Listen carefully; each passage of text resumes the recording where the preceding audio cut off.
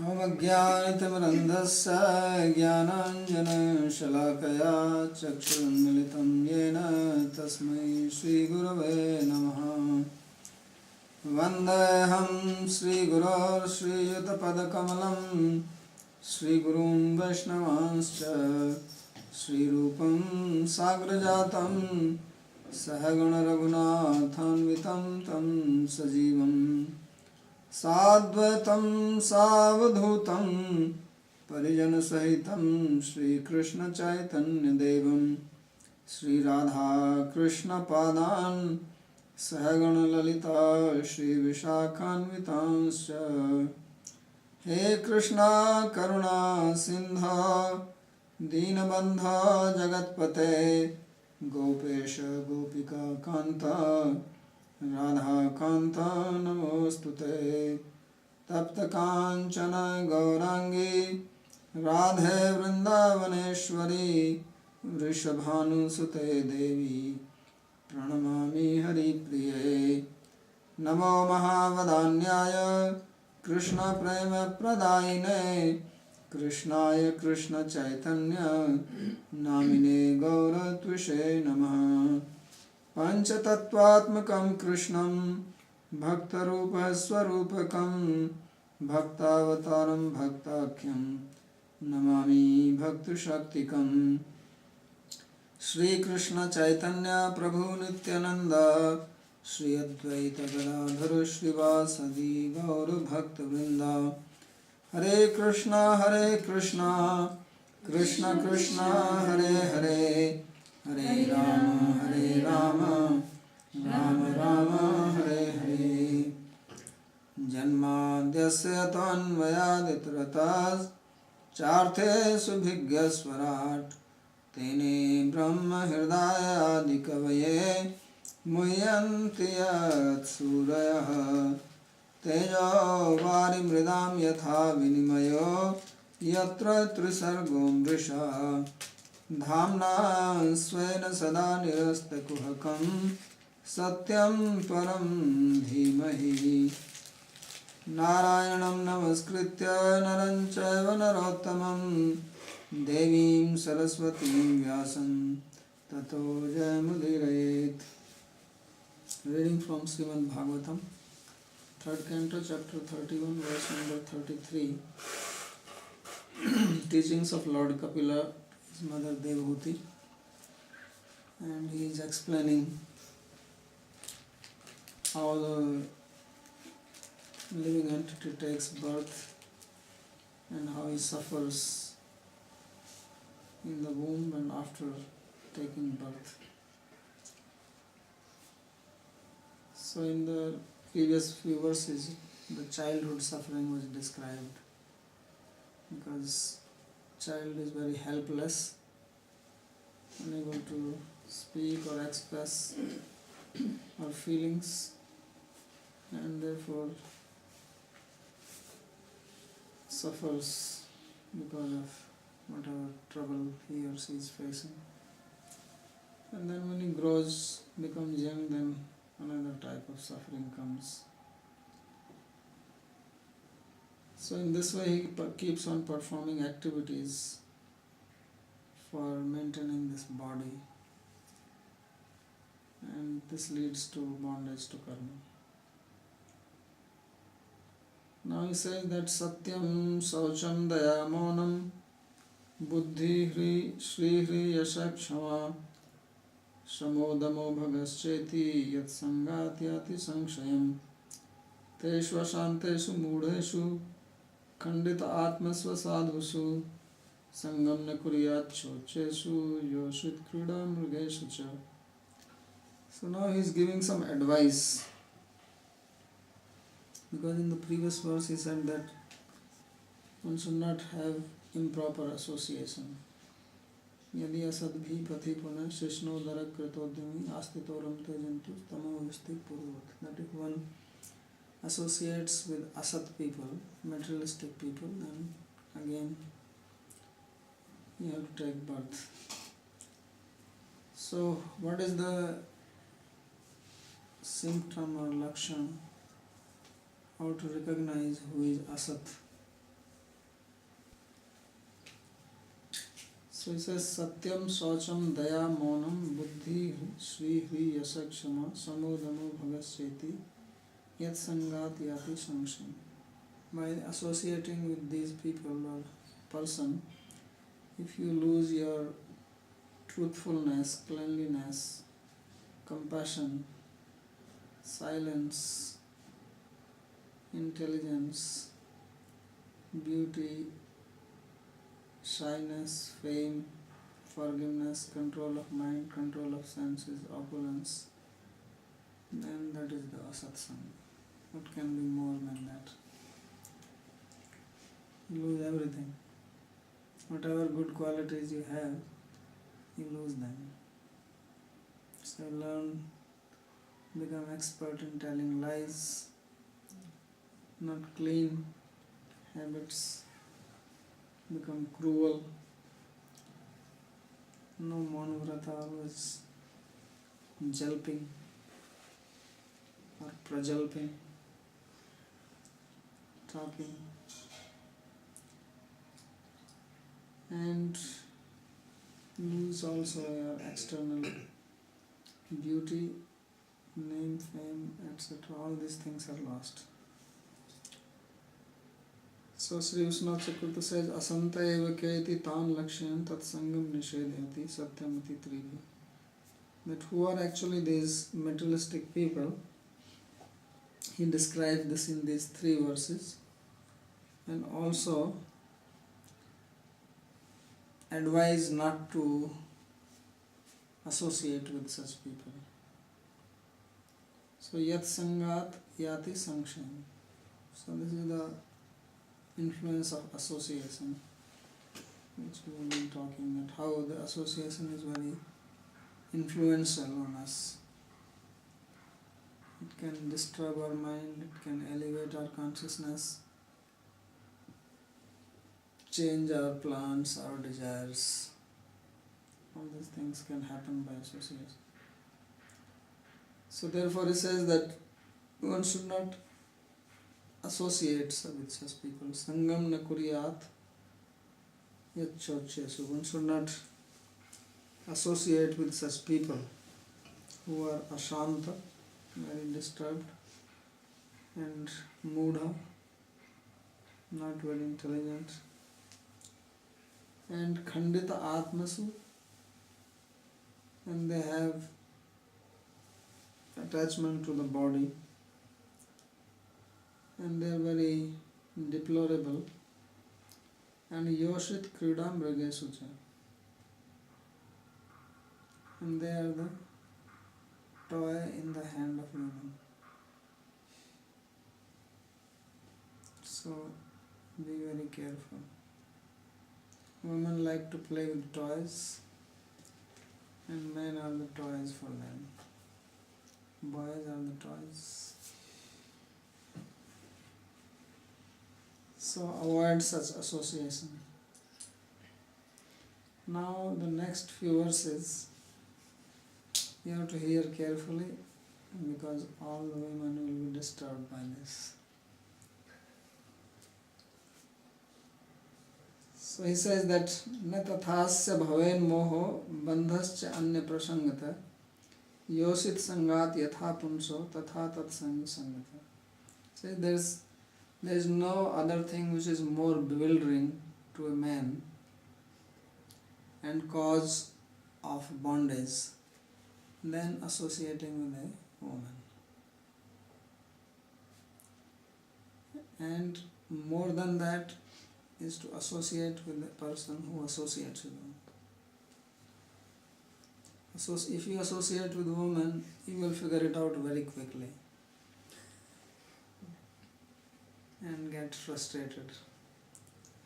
And if you have intelligence, you will learn the lesson. If you associate with people who associate with women, then you are doomed. Because you imagine what you hear. The reality is something different. And boys and girls, husband and wife, girlfriend, boyfriend, they come out in public. They look very nice. happy, and one who is not having such association, he becomes influenced that, oh, I also had such a company.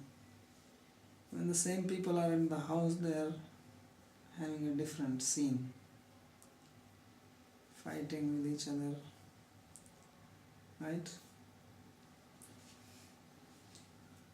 So you become more influenced by those who associate with them. So he says that this is the most bewildering thing. Nothing bewilders a human mind than this. So these verses are not criticism for women, and one should not take it that way, because that's how it looks, or that's how they are portrayed, as if women are demoniac. But the problem is with the person himself, because if he is having desire in himself, then he becomes attracted, otherwise there is no problem. And it also works other way around, because later on you will read more verses where it says that it is also applying the other way around. It's not just for the man, it's basically for both. But why it is specifically described here in relationship to woman? Because man's mind is more flickering and more into attachment to women than women's for men. So that is the reason that it is being described here. And then he gives one example, because this problem is not only now, it was right from the very beginning. Prajapati swam duhitram drishtva tadrup darshitah rohit bhutam swanvidhavan vriksharupi hatatrapa. That Lord Brahma himself, when he was creating, he was infatuated by his own daughter. And by seeing the beauty, and he lost control over himself. Although he is Brahma, he is the knower of the Vedas, he is very elevated, but even he was attracted to his own daughter, and he ran behind her. And when she took the form of a, what is called, female deer? Stag. That's stag is male. Stag is male. Doe? Doe. Then he became a deer, and he was saying, my dear. Brahma became a deer. That's why the word deer has come from there. The English is telling the history right from the beginning, because Brahma became deer to follow the doe, and hatatrapa, completely shameless, because he had his sons who were present at that time, on this Bhrigu and Vasishtha, and they were even wondering what is he doing. They were trying to stop him. So this is problem right from the very beginning of creation. Khandit atmasu atmano adhar patnad atmaghatishu. So Khandit atma means these people who are the cause of one's fall down. Yathacha tat sangi sangtaiti chakaravatra adhyahari. And he's saying that in association with people who are materialistic. Then nacha vivek jnanadi matam mahapurushanam dhiyam bhanchaitum yoshut na shaknoti iti vachyamitiya. He says that don't say that a woman cannot pollute the mind of great people who have intelligence or discrimination. It is not true, Because Prajapati Brahma Rohit Bhutam Mrigi Rupam Satim Vrikshrupi Mrigakarasya. Because Brahma himself, he changed his own daughter who has taken the form of a deer, female deer, and followed him. So he says that this problem has existed right from the very beginning. So some people have also given some other explanation of this, and especially saying that here Prajapati actually refers to sun as a quotation, and then the daughter is the dawn, which is very beautiful, and sun follows the dawn, and that is the meaning of this. So this is one. So that here Surya Prajapate Prakasha Pratakalasya Putri Dvayam Uktam Tanna Shishta Sammatam. Some people say that they have two daughters. And that's not.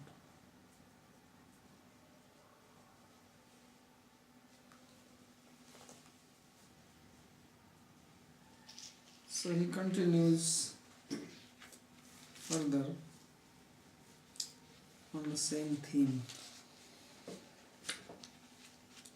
and basically he speaks three more verses. Says tat srishta srishtesu konu akhandit dhipuman rishim narayanam rite yoshin maya hi maya. He says that in this whole creation, which is created by Brahma and created by those whom Brahma created and then created by further who were created by them, whose intelligence is not disturbed by Maya in the form of a woman, except those who are devotees of the Lord. Risim Narayanam Rate Yosid Maya Hi Maya. And then it says Balam me pasya Maya Stri Maya Jaino Disham Yakaroti Padakrantam Bhu Vijramena Kevalam. He said, just see my power of my Maya in the form of a woman, that she kicks even the greatest of conquerors just by movement of her eyebrow. That there are people who go in the war, they shoot arrows, they conquer, they come back, and then they are conquered just by one arrow thrown from the eyebrow, which is also like a bow, and they fall at their feet. Padakrantam Bhruvijramena Kevalam. Therefore he says Sangam na kuryat pramada sujatu yogasya param paramar rukshu matsevaya pratilabdhamatmalabho vadantiya niryadvaramasya. Say therefore never associate with a woman if one is desiring to go beyond the yoga,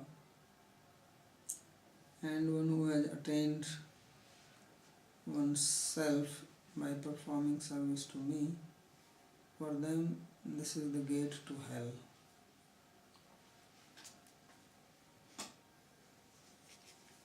So these are very strong statements to avoid the association of women, and of course both ways. Says Tena Brahmana Shrishta Marichyadeya. Brahma has created Marichi, etc. Marichi, Bhrigu, Vasishtha, all that. And Marichi, etc. created Kashyapa. So they created further Dev Manushyaade. So he says that among all these people, human beings, devas, there is no one else. Narayanam Rite, Narayanam Vina Vartmanesu, Narayanam Anupasinesu Ityartha. Except for those who worship Lord Narayana, there is nobody who can be not disturbed by the moment. Tesu madhye Narayanam Vina iti na vyakhayam Narayanasya vidhi srijatvapatte. Now he says that if you read the verse directly, it looks like the verse is saying that in this whole creation there is nobody except for Narayana, Rishi Narayana, says Narayana. But he says that Narayana is not a creation of Brahma, therefore that type of explanation is wrong. It has to be explained as Rishi Narayanam Rite, or any sage who is not a devotee of Narayana. And even those people who have conquered the directions, people used to go around conquering in the past. Jaino Disham Strimaya Maya, then they cannot conquer over women. Disham Jaina Sarva Disho Vijitya Swantapuram Agatans Chakravartinopi Mam Tektva Nideshiya Stri Sambhuktum Digvijam Karosi Dhiktvam. So Vishwanath Chakravarti is making it a little more interesting. He says just like a king may go away to another kingdom to conquer, and then he may conquer the whole world, and then he comes back to his kingdom and he goes to his queen's quarter, Swantapuram Agatans. He is a Chakravarti Samrat who has conquered everybody. So when he goes there, he meets the queen and she says like this. She says, Mam Tektva Anya Deshiya Stri Sambhoktum Digvijaya Karosi. Says, abandoning me, you have gone far away to enjoy the women in other countries, and therefore you are conquering all these lands. Fee on you. Divyanjakena Kopa Kutal Kritena Bhu Brinjramena.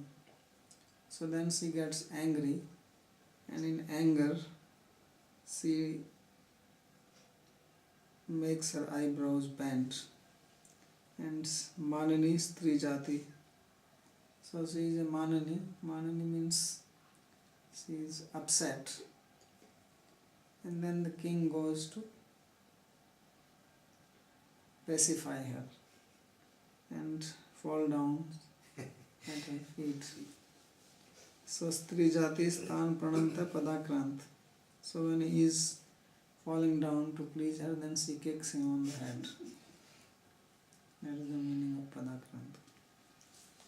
Pada Prahara Paribhutan Karoti. So he says this is a fact. Kevalam. Kevalam Nirnitam Nath Yukti Anniveshtavyayate. So he says this is a decisive statement. Says Nirnita Kevalam Iti Ama. So this is a real story that even all these great kings, they were like a toy in front of their own wives or whatever ladies they kept, even Hitler, right? Not exactly. He was a little. He separated the politics and the private life, right? Yeah, but in front of his whatever wife or girlfriend whoever he had, he was just like a plaything. No? In this case, it was really like the other way around. She was totally Surrendered. yeah. Okay, then I'm wrong. In his case. Then maybe someone else. Or maybe it was Julius Caesar. maybe Napoleon Bonaparte or somebody else. That's awesome. Great. So therefore he says, Pramadasu sviyasu api sangamasaktim param param arurukshur jnani cha pratilabdhatma bhavo bhaktasya tena na kuryat. So he says, therefore one should not have association, and association then it translates asakti. It's basically attachment is the cause. So asaktim param param arurukshur jnani cha. And even if it is one's own wife, then this attachment is the cause of fall down. Whether one is trying to go beyond material nature, one is situated in knowledge, or one has attained already perfection, pratilabdhatma bhava bhaktasya tena na kuryat. But then there is, what about the materialistic people? He says for them there is no problem. Because only three types are mentioned here. Those who want to go beyond, those who have attained knowledge, and those who are situated in devotion. So for others he says, Nashrayana patatyada. He says if you are lying down, you cannot fall down. To fall down you have to at least stand up. So he says by this principle, Karmi stri sangakridapi na dushyanti, that those who are materialistic people, they are not polluted by the association of women, because they are already fallen.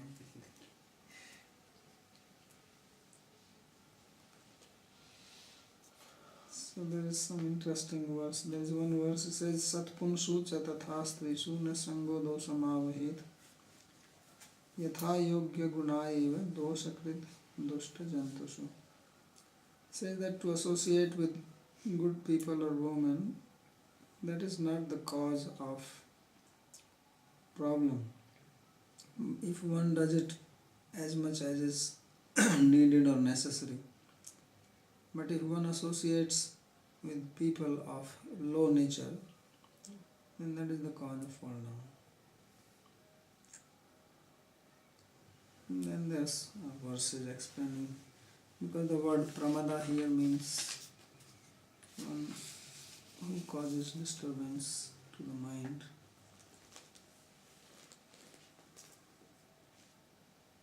And Vallabhacharya makes also one important comment here. He says, Tasya vaya mohekatve siddhe swasya asuratvam api siddham. He says that woman is described here as one who bewilders or intoxicates man. So then it is understood that a man who gets intoxicated, he is an asura. Why is he an asura? Because asuras are the one who were running after this liquor which came out from the churning of the ocean. Before the amrit or the nectar came out, before that there was also sura which came, means liquor, and that was taken by the asuras. So there is a sloka which says, Gaudi madhvi tatha pasti viggeya trividha sura chaturthi pramdageya yedam mohitam jagat. There are three types of, traditionally there are supposed to be three types of liquors. One which is made from jaggery, other which is made from honey, and third one which is made from other pastes, etc. So Gaudi, Madhvi and Pasti. And say that the fourth one is called Pramada. Pramada, Mad means which makes you mad. And Pramada is a word for woman also. So she has bewildered the whole universe. Madhyati pramadam drishtva suram pitva eva madhyati yasmad drishti madanari tasmat tam namalokit. He says that to become intoxicated by liquor you have to drink it.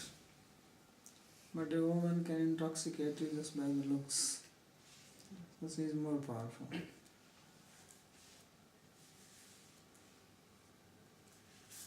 So this is the power of Maya in the form of woman. So problem of course is if one wants to enjoy material life, then this is the greatest attachment in the material world. There are many types of attachment. But this attachment to sex life is most complete attachment. Because if one wants to enjoy, then one has to be in bodily consciousness of life. One wants to enjoy union with the opposite sex, male or female, it doesn't matter, all that is described here. Because of the constitution of male mind and female mind. So, men are very much influenced by women, more than women being influenced by men. This is a fact, and that is the psychology which is being described here. So they have to be more careful, and these verses, although they present as if woman is Maya, but the meaning is that they are describing the weakness of man's mind. That is the real implication of these verses. And because man is very weak in mind, it is he who is being warned here more than women being warned. Because women do not have so much weakness as men have. Women have other problem. So the real purport of these things is that if one is interested in spiritual life, then one has to know one's weakness and the cause of one's deviation from spiritual life, and that's what is being described. So usually these verses are taken to thrash women and to disregard or disrespect them, but that is not the point. After all, he is speaking this to his own mother.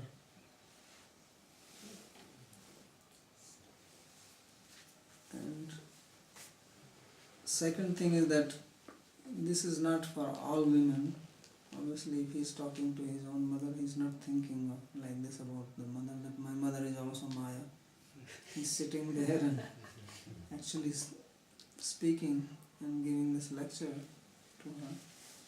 But it is the word also used here is Yoshit and Pramada. So Pramada means which has this ability, means the woman also is not of a good nature.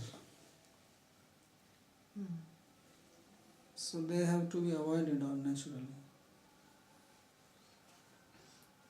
But besides that, there is a natural weakness in man's mind for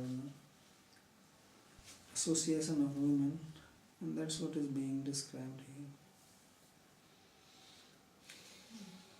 So now he says that Yopayati Sanair Maya Yoshit Dev Vinirmita Tam Ikshet Atmano Mrityum Tranay Kopam Yavatam.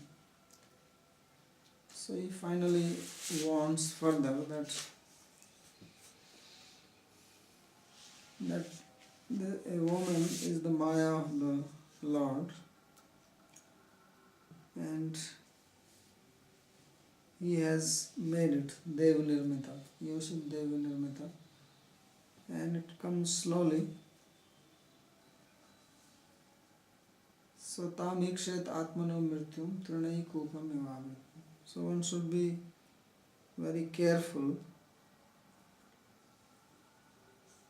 how one sees this, because he says that it is just like a well which is covered by grass. So sometimes when they catch elephants in India, then what they do is that they dig a ditch and then they cover it with grass. And then elephant walks and he falls inside. Or they would tie a lady elephant on the other side elephant comes and on the way is the ditch and he goes in that. So he says that like that, Tamikshet Atmano Mrityu, one should see a woman like one's death, like a well covered by grass. Because this is the Maya created by the Lord Himself.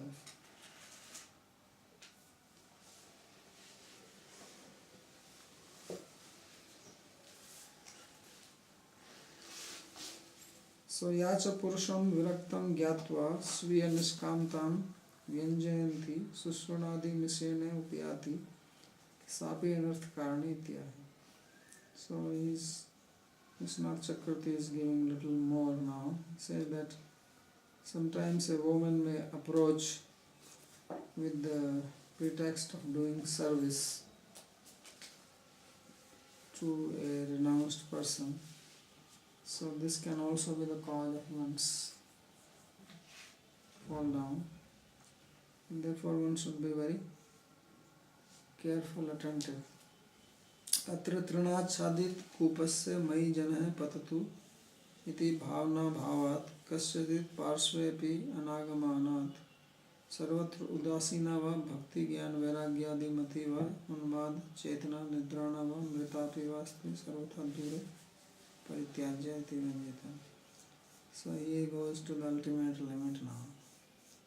He says that here when it is said trina achadit kupasya, that like a well which is covered by grass, which is as if saying that mai janai pattu, let the man fall in me.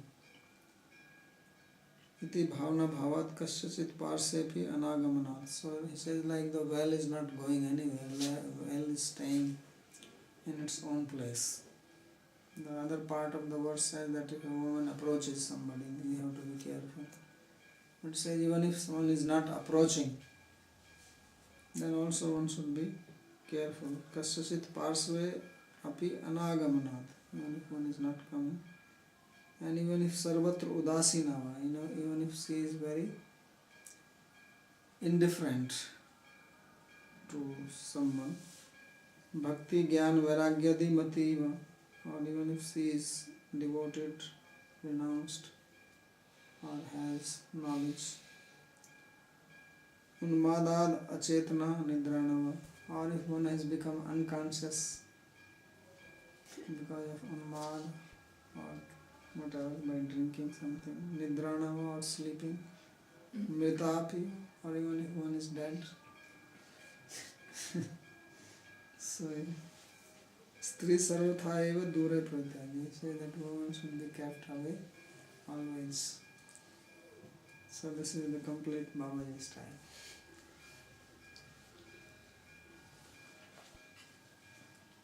He has not left any,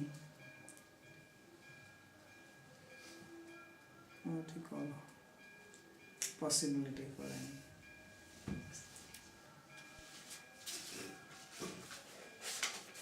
So this is as far as the woman is concerned. And what about the other side? Now the other side comes. Says yam manyate patim mohan manmayam rishabhayatim stritvam stri sangata prapto vittapatya grihe pradam kamatmano vijaniyat patyapatya grihatmakam devopsaditham mrityum mrigyorgayanam yatha. Says that one who considers, now he is talking about a woman, a woman who considers someone as her husband by bewilderment. Yam manyate patim moha. So man mayam risbhayatim, and this is my maya. So he says that stritvam stri sangata prapto, and this woman, how she became a woman? Because she was a man before and he associated with the woman and then he became a woman.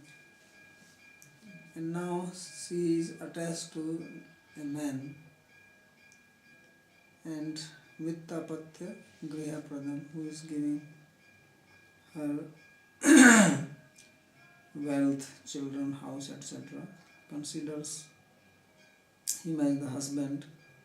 So this should be also considered as one's death.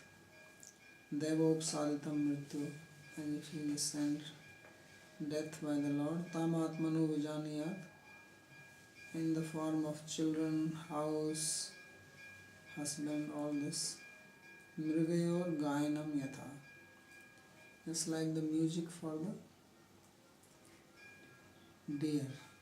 It seems that deer is very much attracted to music.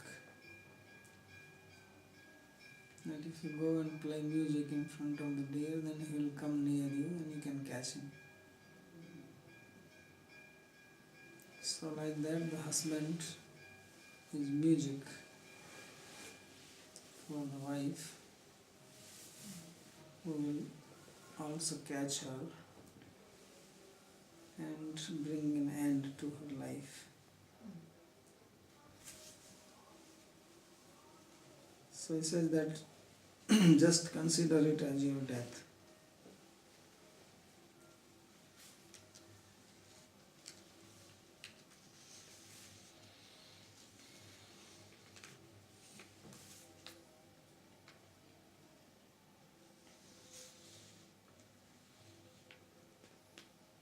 So therefore the meaning is that both are Maya for each other. So now you have to decide what is to be done.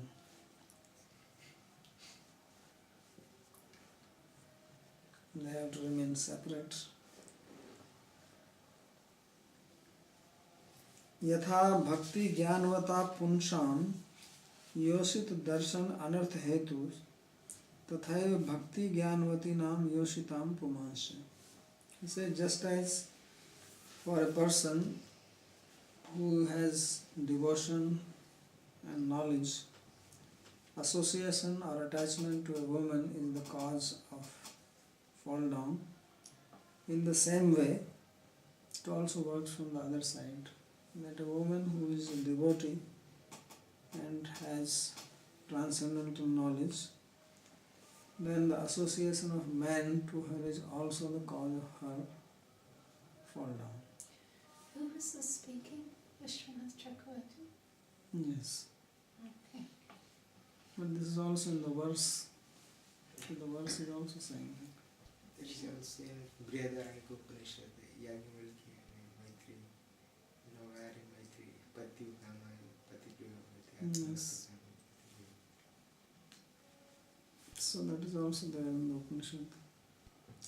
So this is being described in these two verses, that how just as association with a woman is dangerous for man, and association with a man is dangerous for a woman interested in spiritual life.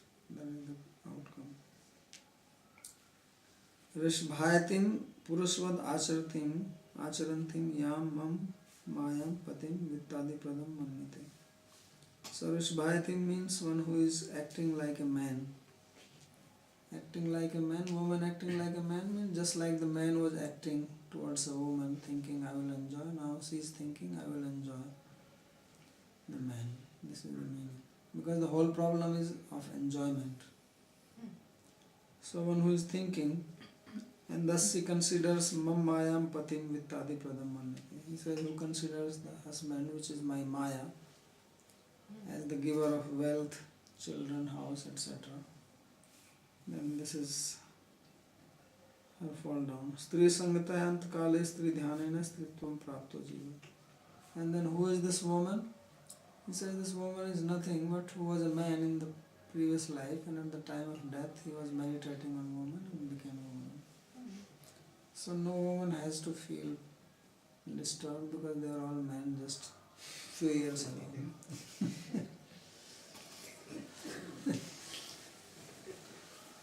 And they are doing exactly what the men are doing, which they don't like.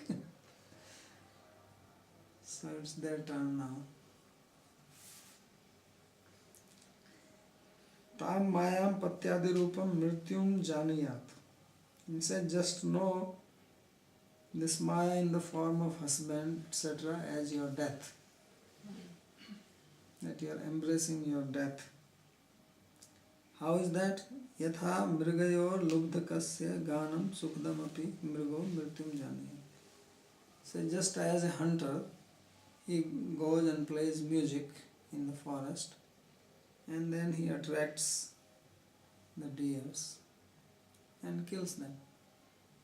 So although the music is very pleasant, but it is just death. So in the same way, husband may be very pleasing and caring, but he is the death for the woman. And death means death for the spiritual life.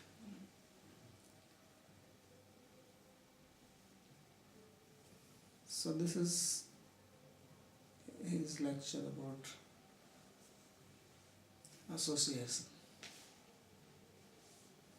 Then he is going to speak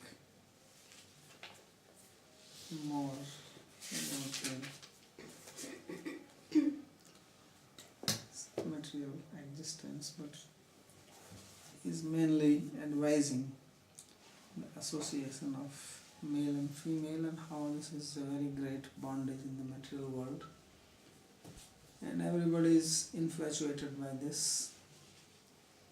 This is the biggest thing in the mind of man and woman, and therefore a big obstacle in spiritual life. If there is any question.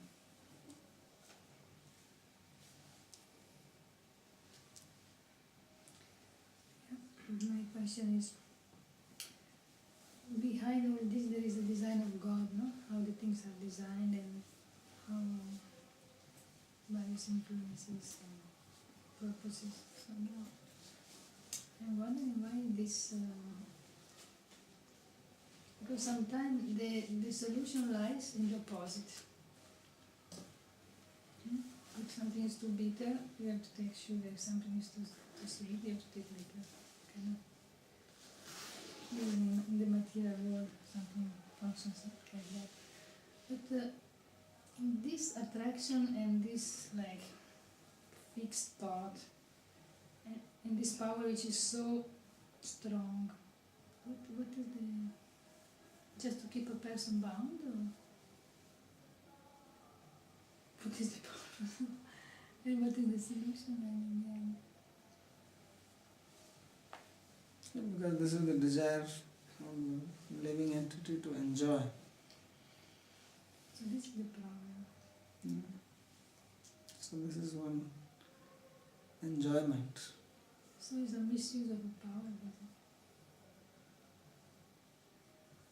So if one is not interested in enjoying in the material world, then one should give up this and one should know this. Of course, if one, that is another thing, we also have to understand that these descriptions which are being given here, they are also a mixture of bhakti and jnana both together, or bhakti or yoga. Because in pure bhakti, then this desire does not exist naturally. Because the desire to enjoy is there as long as we are thinking that I am this body and I am the enjoyer. And the bhakti begins with surrender. And surrender does not mean giving up your ego, but changing your ego that you are a servant of God. So if you are sincerely surrendered, if you have taken shelter sincerely, and you actually have this ego that I am the servant of God, then there is no place for enjoyment.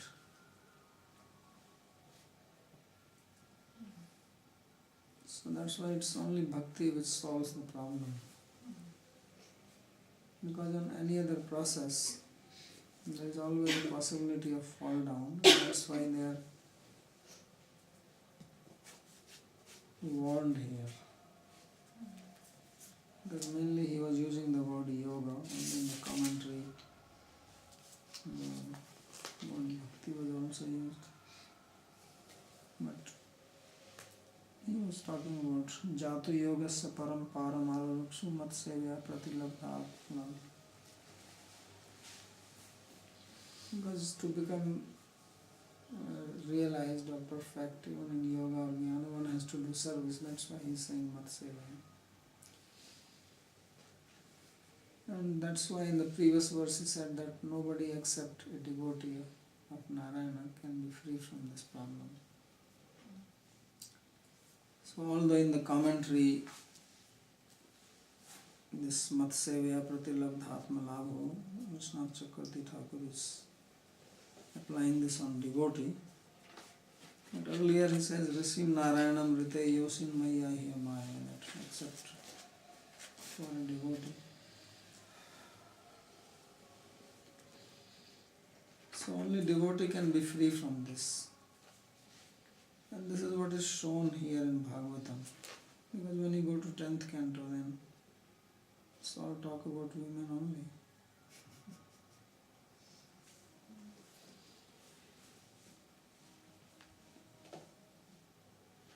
And all these devotees which are described here, they were all householders, whether they are Pandavas or Brajvasis or Yadavas. None of them were sannyasi. On the other side we had stories like Saubhari Muni or Vishwamitra who were sannyasis, and they had problem. Right? So This shows that the renunciation or renouncing it doesn't lead to the ultimate solution. yeah, if it is renunciation without bhakti, then it is not a solution.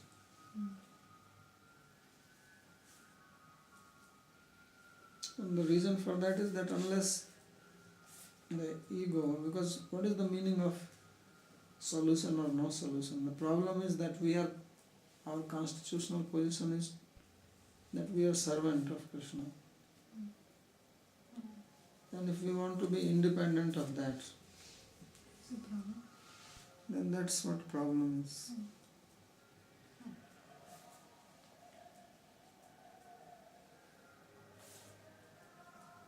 So that basically the solution is in the bhakti, because in bhakti there is this surrender. So solution is only in the bhakti. And that's what described here in Bhagavatam. Even when there is description of Raslila in the 10th canto, in the end, there is a verse that one who hears this pastime, then he becomes free from the hridrog, from the Vikriditam Rajvadubhir.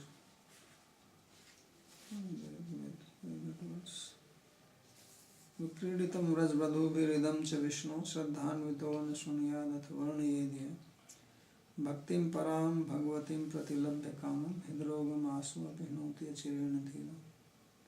That if one hears these pastimes, a Dhira Purusha means who is not offensive, with Shraddha, or he describes, then he will attain Param Bhakti, and this calm, this lust in the heart, see the disease in the heart, this will be immediately dispelled. So it is only Bhakti which can remove it. And that's what is described here.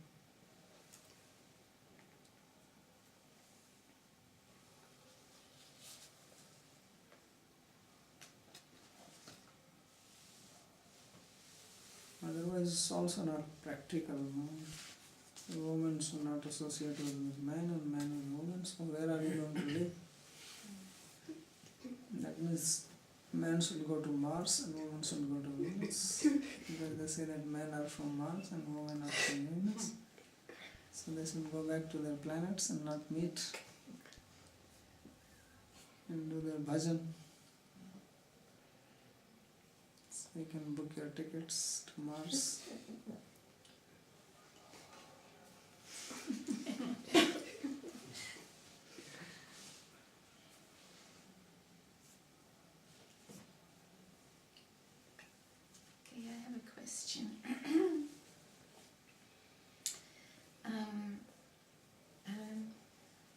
previously I was told many times that Shastra is saying that men are much better for spiritual life. If they can avoid the woman attachment. Well, see, that's my question, is that here we're hearing how men have this weakness and they have it more than the woman. Because there are so many stories you read. Yeah. You don't read the story that woman was infatuated by men. Right. So my question is that why do the Shastras say that men are better at spiritual life when they've got this weakness, such a deadly weakness, not as much as women? And actually, do the Shastras say that? I don't remember anything, but if they say the reason is that you, Vivek Chudamani, Shankaracharya is saying that to attain moksha we have to be born in a male body. But I think that's because, of course, in those days that was based on vairagya, and women, it was very difficult for women to live in a forest among wild animals.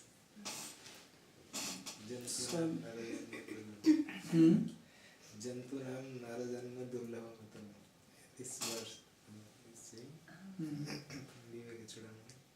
Yes. well, also the reason is that women in general, they, as I said, that there are two parts to our brain. One is rational and other is emotional. So women are by nature more emotional, and therefore there is less chance for them to take interest in philosophy.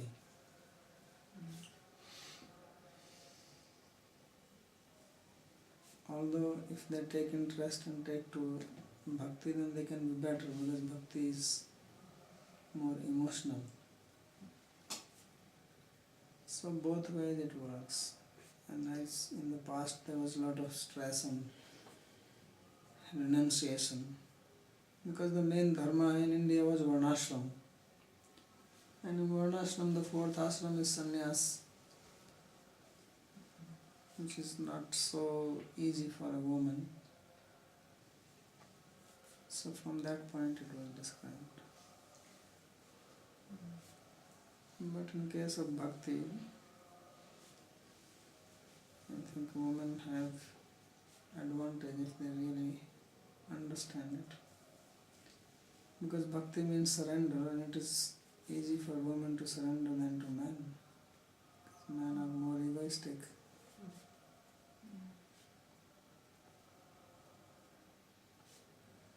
So then, if somebody is in the path of bhakti and somehow discriminate or restrict or somehow discriminate lady, then this is love.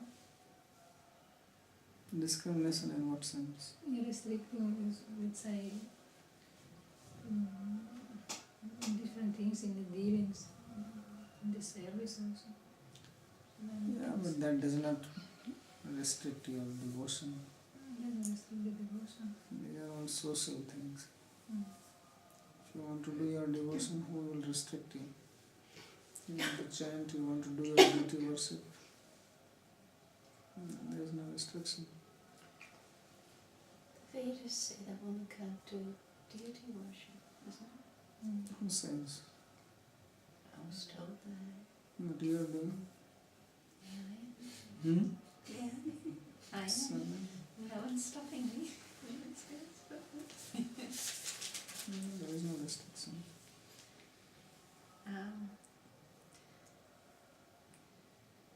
But restriction is only in the temples. Yes, that's where it is. Because temple is a public place.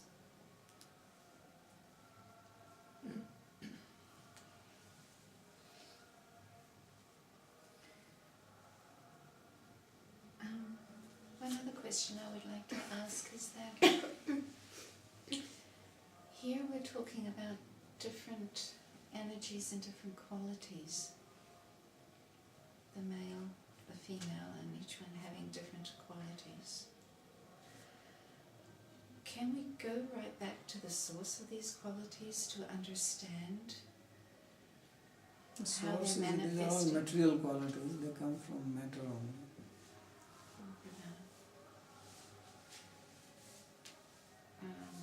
And these qualities are acquired because of our past actions.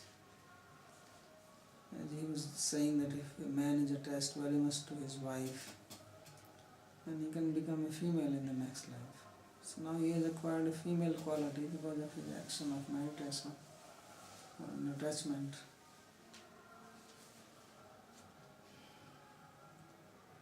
Otherwise everything is there in everybody. All qualities are there. But which one become prominent, that depends on our samskaras.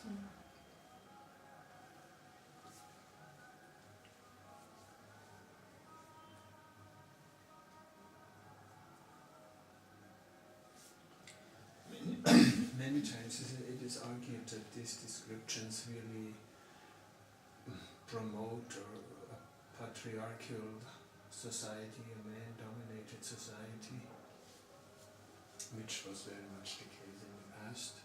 Yeah, but you saw he already also said other way around. He spoke of about women and then he spoke of also for women and the men.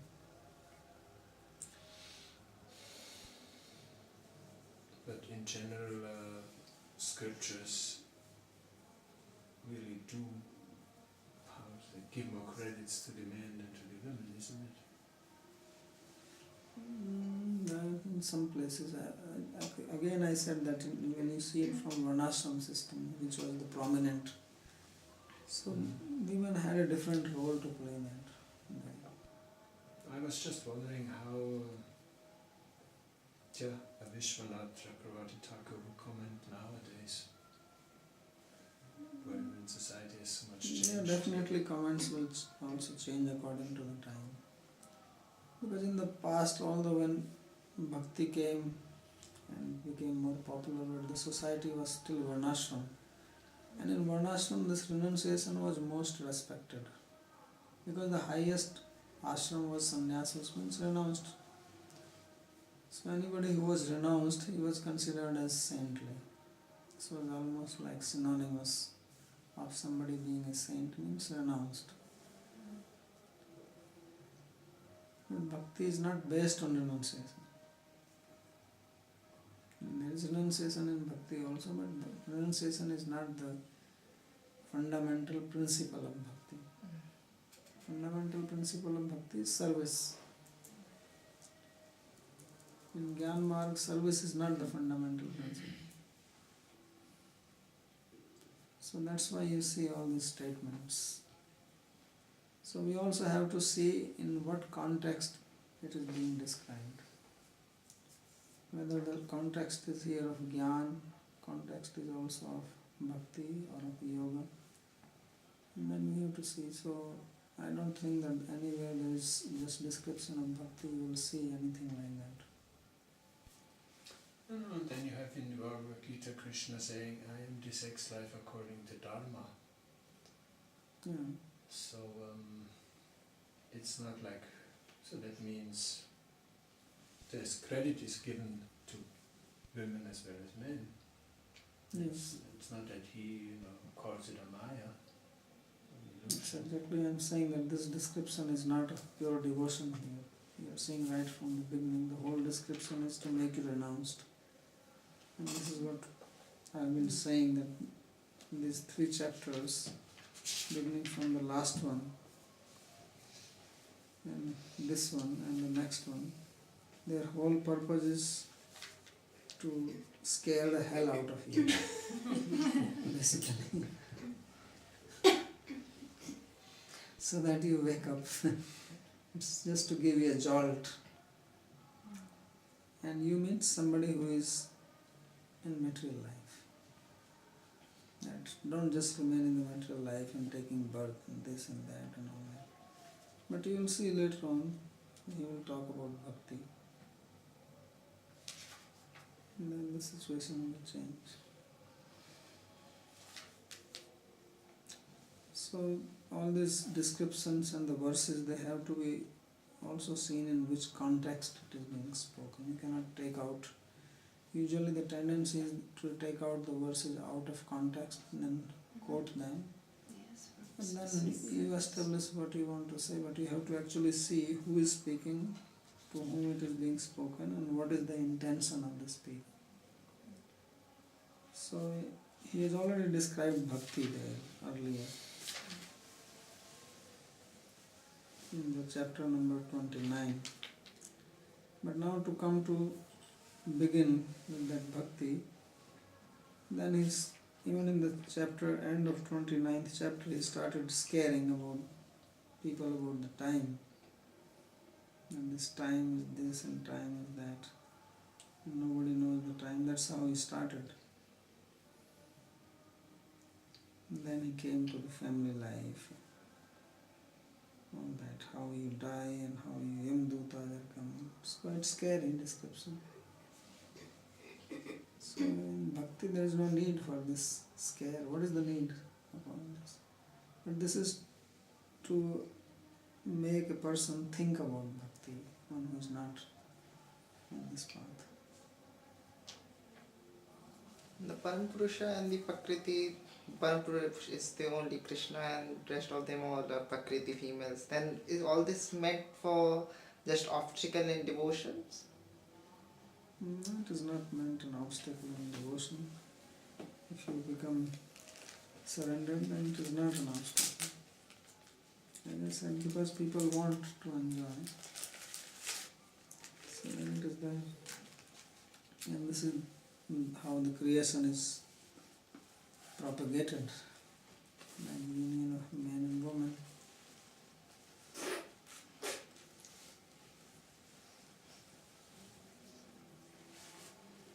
And how it is when both partners are very spiritual and have many bhakti in their heart. Hmm? And when both partners are very spiritual and are also bhaktas and have even the blessing to marry from their guru, can they still attain Krishna? Yeah, or? then there is no problem. The problem is of attachment. Problem is not of male or female. Problem is if you are attached to material pleasures, whether you want to enjoy with man or another woman. Now there is also woman enjoying with woman. So then that is Maya for woman. Maya means which bewilders you from your goal, whatever it may be. Male or female does not matter. Here it is depicted like this. But anything which makes you forget your goal, which is devotion to Krishna, that is Maya. It can also come in the form of woman. Now there are so many women who have woman partners, right? Woman for woman, Partners, partners, right? So for the woman is woman also Maya.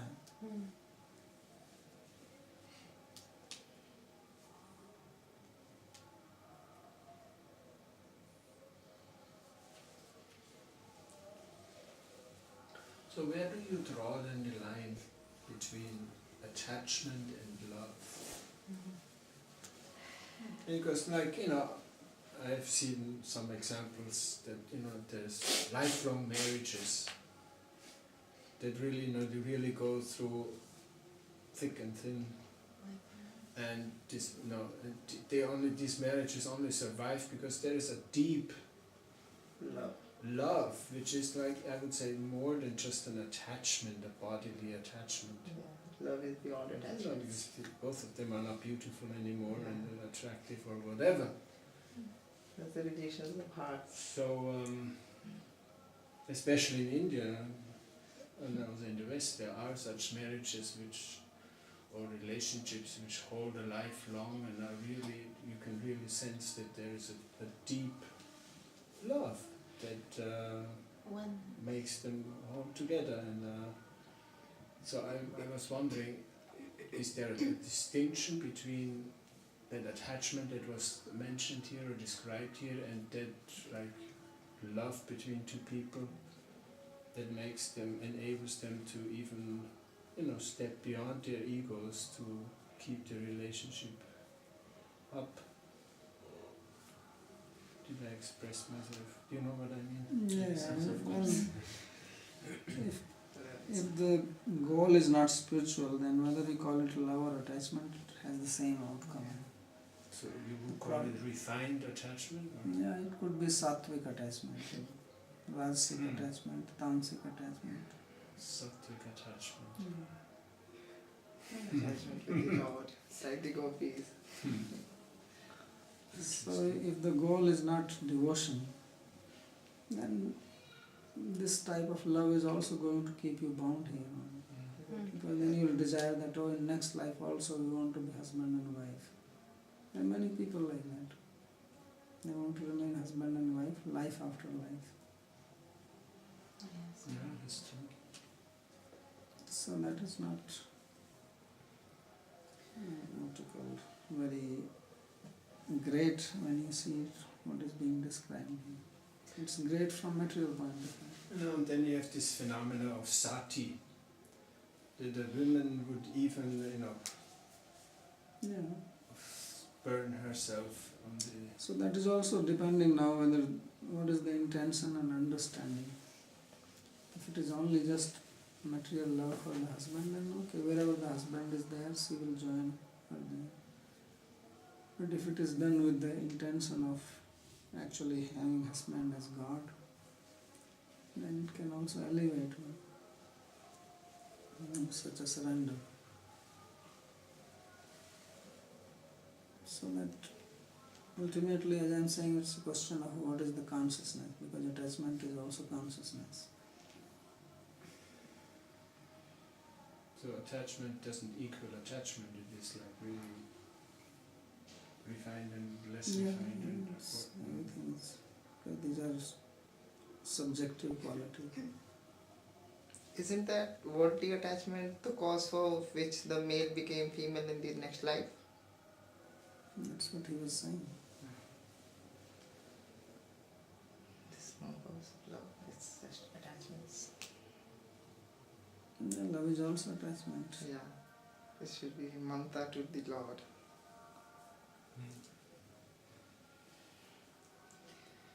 And I just remember a practical incident with Vrishabhanu. There was a young devotee approaching him once years ago and said, "You're successfully married. You went through everything, and Take sannyas.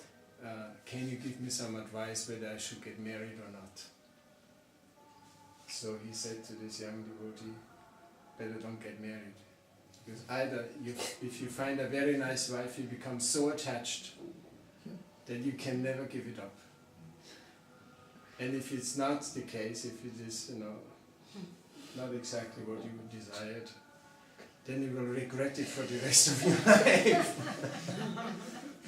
So then this devotee, shortly after that, went to Radhakund and got married. Yes, and the marriage lasted 3 weeks.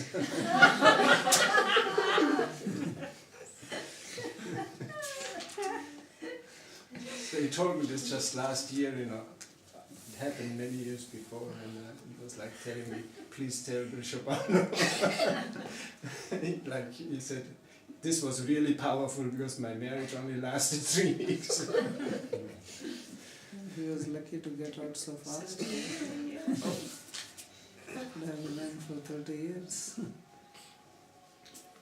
This brings up a point that I've seen is that how do devotees, especially those of different genders, and considering the dangers involved, how do devotees express their appreciation and attachment? Because devotees are very wonderful people, you become attached to them. Yeah, that's why there's a whole description of this only when you go to 10th Canto. Because these are all devotees. Yes. And they also relate to each other. It's not that they are just thinking of Krishna. They also deal with each other or not. Or the Pandavas, the devotees. These are all stories of the devotees. They are very dedicated to Krishna. You read their descriptions. And they are very, very dedicated to Krishna. But they are also dealing among each other. So that dealing is based on Krishna only, devotion to Krishna. It's like in the material world, our dealings are based basically on our own satisfaction. Ultimately, even when it is very refined love, there is still some sense of satisfaction for the self. And in bhakti, everything is for the sake of Krishna, and with that goal only we relate. If you are serving Krishna, I am serving Krishna, he is serving Krishna, then we are very happy together doing this. Because we feel that we are all related to one person, and then we have no problem because we have one goal. So then it is very easy and it is very pleasurable. Natural. Yeah. You don't feel any threat from anybody. So this whole pastime of Krishna is to show this only, and how devotees deal with this. That is one of the meaning of Raslila, that usually if there are two women loving one man, they are very envious of each other. But if you see how so many gopis, they love Krishna, and when Krishna left with Radharani, they did not become envious of her.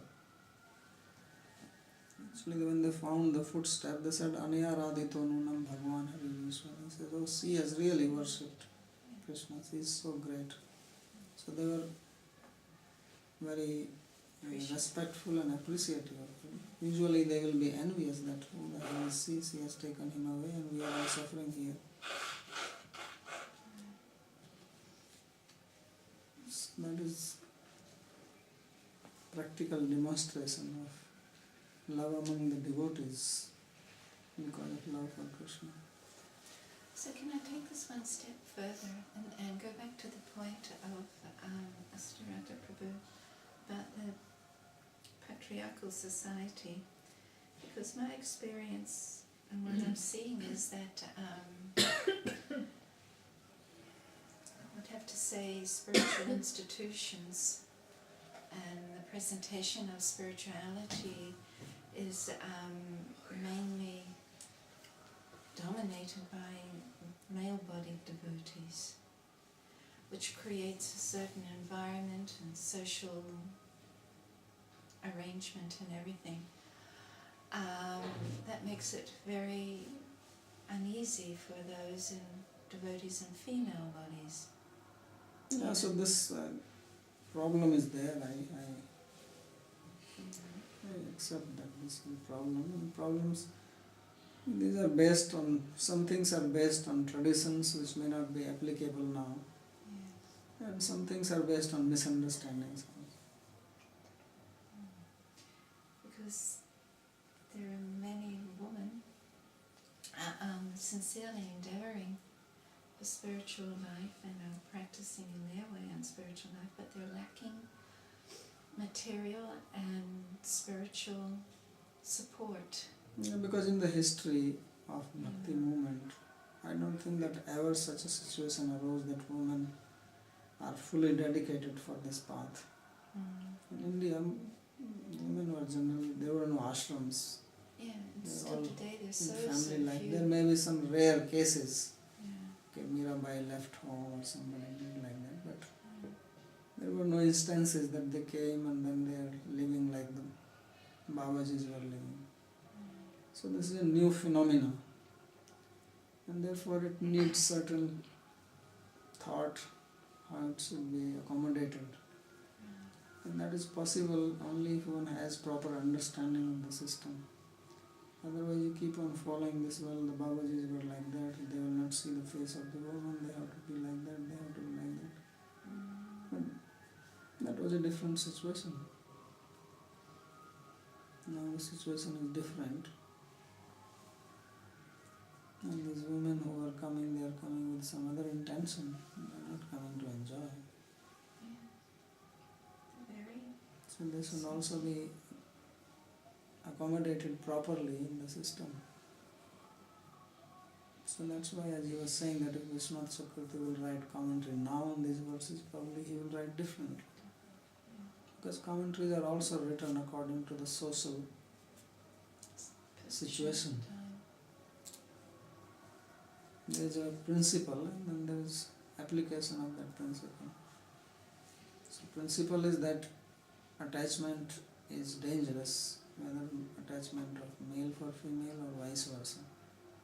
That is the principle.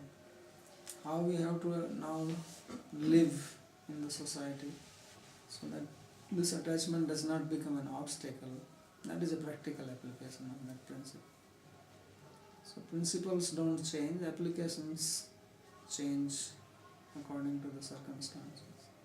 In the present circumstances, according to what I've experienced and seen, is that I don't see that there's going to be such a change at this time.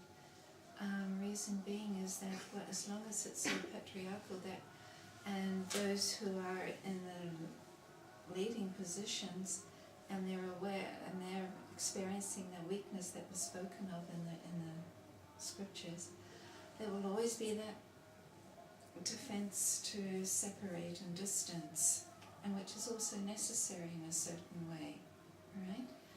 So seems to be a very difficult uphill situation for the woman devotees, you know, and I can't see that there is any particular person from what I've experienced at this time who has the Shakti to start changing that mold of behavior. You know, I don't know, you can have a different perception, but I'm not able to see a change happening at this time. Yeah, maybe change is not happening so drastic, but change is happening. If you see things now and say, try to imagine things 50 years ago, then definitely things have changed. There is no doubt about it. So it may not be a very drastic, it may be a very slow change. But change has happened and it will continue to happen. Because as the time change and people of old mindset leave and the people of new mindset come, and they will not be same as before. There will always change. But sometimes there are revolutions and sometimes things happen more slowly. In India there are also many lady gurus who have big followings. But I've noticed they're mostly from the monastic line, these lady gurus. Yeah, but this can also happen in the field of bhakti. If it is happening in monastic line, why not in bhakti? Yeah, well that's my question, is that I've not seen it in the line of bhakti yet. I'm saying you have not seen, but it's not impossible. Yeah, but it's not. Because monastic people are the ones who are more renounced than devotees. And if it is happening in their line, why it cannot happen in the line of bhakti? Well, Here you have actually more theory. yeah, You want to support it. but it's not happening. And not happening because you need some charismatic person for this thing to happen. These So things it's don't very happen strong by... to go against the. Yeah, you need a charisma. Yeah. Simple.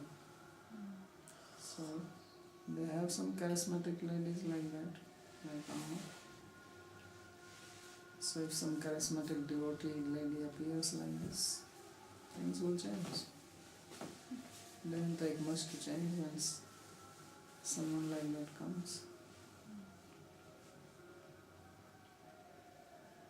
Did Mira actually take on disciples? No.